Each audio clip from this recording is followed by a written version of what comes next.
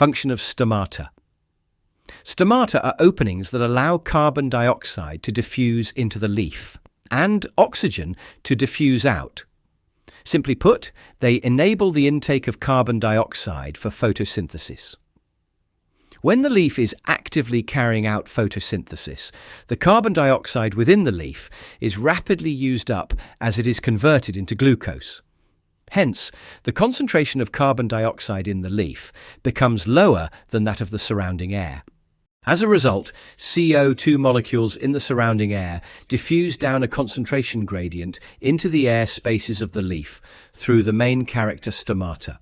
Carbon dioxide then dissolves in the thin layer of moisture on the mesophyll cells before diffusing into the chloroplasts of the respective cells.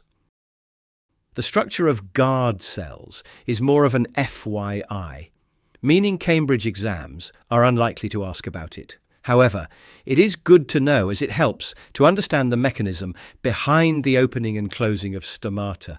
The guard cell, as shown in diagrams, is bean-shaped, especially when it is turgid. If you observe, the thickness of the cell wall differs on both sides. This difference causes the sides to stretch at different rates when water moves in. The side closer to the stomata expands less as it is thicker, while the thinner outer side expands more. As a result, the guard cells bow outwards when they become turgid. Guard cells, as mentioned, contain chloroplasts, which are very useful organelles for active transport.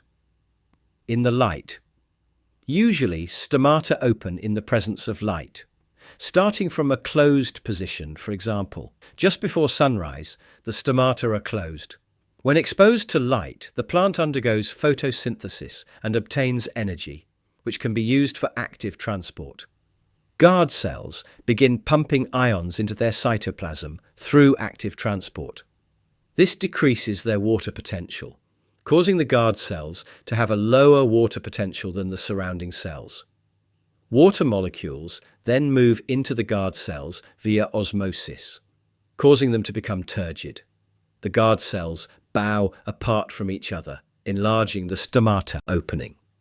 In darkness. In darkness, when there is no light, photosynthesis stops. As a result, the guard cells do not have extra energy for active transport, and ions begin to diffuse out of them. This increases the water potential of the guard cells, and water molecules start moving out of them via osmosis. The guard cells become flaccid, and the stomata close. This closure is important to reduce water loss through the stomata. Factors controlling the opening of stomata. We have just discussed the effect of light. In most plants, stomata open when there is light and close in darkness. However, stomata will only open if there is sufficient water.